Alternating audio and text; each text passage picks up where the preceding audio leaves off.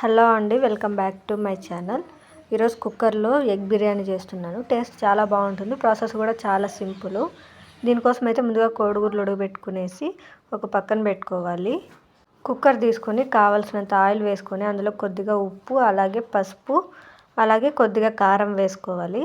ఇవంతా వేసుకొని ముందుగా ఘాట్లు పెట్టుకున్న కోడిగుడ్లను వేసుకొని ఒక 2 మినిట్స్ మీడియం ఫ్లేమ్లో పెట్టుకొని బాగా కలుపుకుంటూ ఫ్రై చేసుకోవాలి.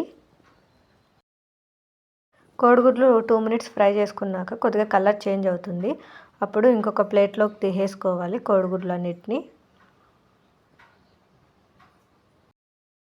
మీకు ఇందులో కావాలంటే కొద్దిగా గరం మసాలా కూడా వేసుకోవచ్చు. ఇలా కోడిగుడ్లు అన్నిటిని ఒక ప్లేట్లోకి తీసేసుకోవాలి.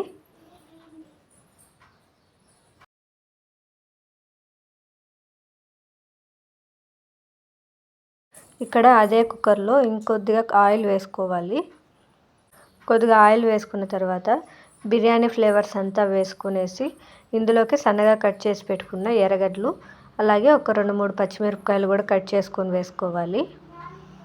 మంటను మీడియం ఫ్లేమ్లో పెట్టుకొని కలుపుకుంటూ ఎర్రగడ్డలు కొద్దిగా కలర్ చేంజ్ అయ్యేంత వరకు బాగా కలుపుకుంటూ ఫ్రై చేసుకోవాలి.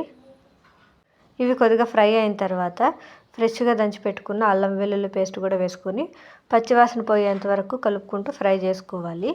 అది కొద్దిగా ఫ్రై అయిన తర్వాత సన్నగా కట్ చేసుకున్న టమాటా ముక్కలు కూడా వేసుకొని ఫ్రై చేసుకోవాలి. ఇందులోకి కట్ చేసి పెట్టుకున్న కొత్తిమీర, పుదీనా కూడా వేసుకొని మంటను లో ఫ్లేమ్లో పెట్టుకొని బాగా కలుపుకుంటూ ఫ్రై చేసుకోవాలి. టమాటాలు కొద్దిగా సాఫ్ట్గా అయిన తర్వాత ఇందులోకి కొద్దిగా గరం మసాలా లేదంటే బిర్యానీ మసాలా వేసుకోవచ్చు. కొద్దిగా ధనియాల పొడి, మీ రుచికి తగినంత కారం, కొద్దిగా జీరా పౌడర్, అలాగే కొద్దిగా పసుపు వేసుకునేసి మసాలా అంతా ఒకసారి బాగా మిక్స్ చేసుకోవాలి. మసాలా అంతా బాగా మిక్స్ చేసుకున్న తర్వాత మీకు కావాల్సినంత పెరుగు వేసుకునేసి బాగా కలుపుకోవాలి. పెరుగు వేసుకొని మంటని లో ఫ్లేమ్లో పెట్టుకొని కలుపుకుంటూ ఒక 2-3 మినిట్స్ పాటు బాగా కలుపుకుంటూ ఫ్రై చేసుకోవాలి. ఇందులోని ఆయిల్ సపరేట్ అయ్యేంత వరకు కలుపుకుంటూ ఫ్రై చేసుకోవాలి.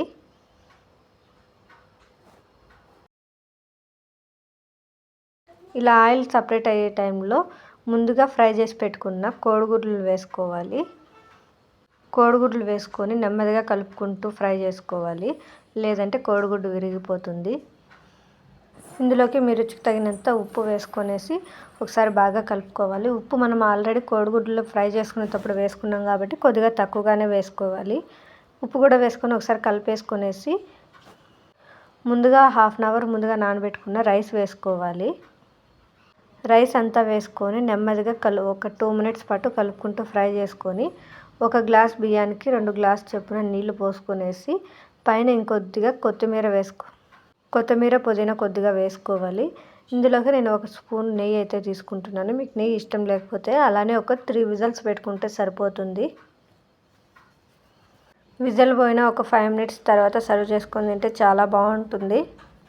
నా వీడియో కానీ నచ్చినట్టయితే లైక్ చేయండి, షేర్ చేయండి, సబ్స్క్రైబ్ చేసుకోవడం మర్చిపోకండి. Thank you for watching.